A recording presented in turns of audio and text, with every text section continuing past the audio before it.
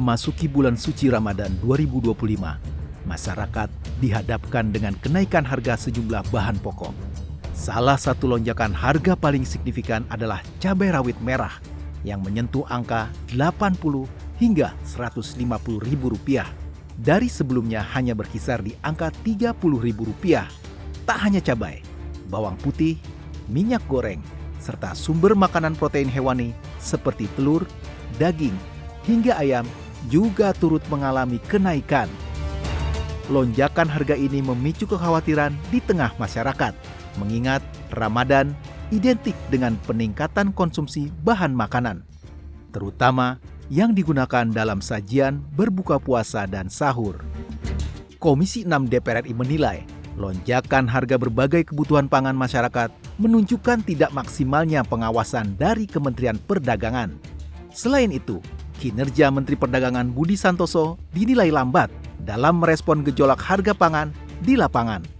Padahal, kenaikan harga pangan dan kebutuhan pokok sudah mulai terjadi jauh sebelum Ramadan. Hal yang sangat tidak kita inginkan, apalagi di saat sekarang menuju Lebaran di bulan Ramadan, kita inginkan harga stabil, maksimal tentunya kenaikan di harga HET yang sudah ditetapkan oleh pemerintah. Tapi realitanya di lapangan masih banyak kendala. Menurut kami kinerjanya belum maksimal. Ya, harus segera dipantau, diawasi, dan juga bagaimana bisa menurunkan harga-harga komoditas-komoditas ini supaya menjadi normal kembali. DPR menilai, masalah kenaikan harga pangan tidak hanya disebabkan oleh kelangkaan bahan pokok, tetapi juga oleh praktik-praktik spekulasi yang dilakukan oleh oknum-oknum tertentu dalam sektor distribusi. Pemerintah dalam hal ini diminta untuk lebih proaktif dalam mengawasi pergerakan harga dan memastikan pasokan pangan tetap terjaga agar tidak ada oknum culas yang memanfaatkan ketidakseimbangan stok untuk meraih keuntungan sepihak. Fenomena meroketnya harga komoditas pangan ini sudah menjadi pola berulang setiap tahun yang seharusnya bisa diatasi dengan kebijakan yang lebih tepat, terkoordinasi, dan proaktif.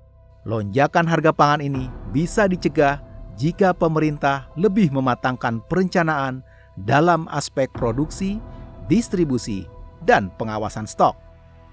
Untuk itu, DPR menekankan pentingnya koordinasi yang lebih baik antar pihak terkait, seperti Satgas Pangan, Kementerian Pertanian, Kementerian Perdagangan, serta Bulog untuk memperbaiki tata kelola pangan dan rantai distribusi komoditas pangan untuk mewujudkan stabilitas harga kebutuhan pokok masyarakat di seluruh wilayah Indonesia.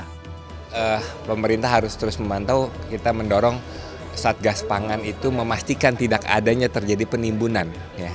Yang kedua, memastikan adanya keseimbangan supply dan demand. Dan peran utama selain Kementerian Pertanian di bidang produksi adalah Menteri Perdagangan. Ya. Tugas utama dari Menteri Perdagangan adalah memastikan terjadinya pasar persaingan sempurna, ya, sehingga tidak ada monopoli, tidak ada mafia pangan. Karena monopoli dan mafia pangan itulah yang menjadi salah satu adanya distorsi harga, ya. Adanya permainan harga. Ya. Jadi selama ada keseimbangan antara demand dan supply, kita meyakini harga akan baik, stabil di tingkat petani maupun stabil di tingkat konsumen. DPR RI menilai perlu kerjasama dan koordinasi yang baik antar seluruh kementerian dan lembaga demi terbentuknya sistem pengelolaan pangan nasional yang dapat mengurangi dampak fluktuasi harga dan memberikan rasa aman bagi masyarakat, terutama saat Ramadan dan Lebaran yang selalu menjadi waktu penuh tantangan bagi seluruh masyarakat Indonesia karena kondisi khusus yang menyebabkan kebutuhan pangan meningkat dari hari-hari biasanya.